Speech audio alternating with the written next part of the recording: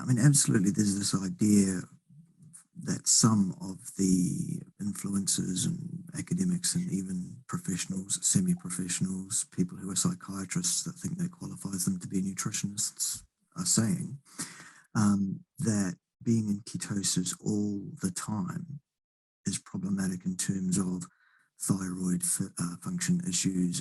It can be problematic in terms of electrolyte wasting, for example, all the sort of things that Paul Saladino has been talking about, among others. He's not the only one doing it, let's be fair.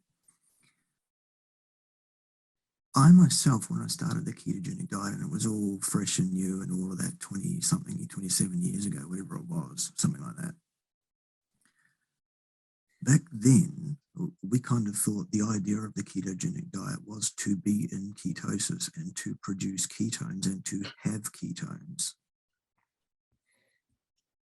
Actually, that's not the case. There are still people that still feel that way, think that way, teach that way even.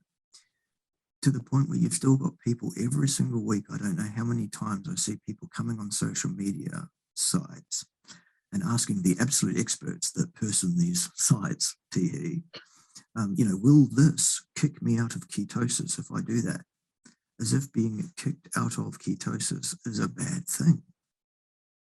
Well, it's not a bad thing. You are supposed to cycle out periodically.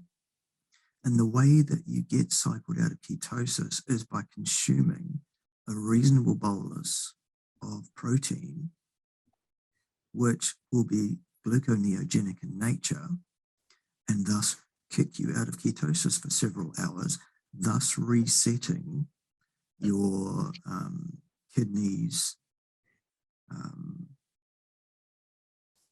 ability to retain your electrolytes, thus sending the message to your thyroid that all is well, you've been fed, etc., thus preventing all of these problems. Folks that have issues with electrolytes or with thyroid function on a long-term ketogenic diet, almost invariably these people have consumed an insufficient amount of protein for them. So I can't put a number on it. You must eat X number of grams of protein a day because I am 62 kilograms dripping wet, for example, and I'm basically sedentary. I'm over 50 years of age. My needs are not remotely similar to Anthony's, who is 5 years or so younger, possibly you'd be over 100 kilos, wouldn't you? Yeah. Okay. Plus, still active, still playing sport. Okay, I play cricket once a week, which is not particularly demanding.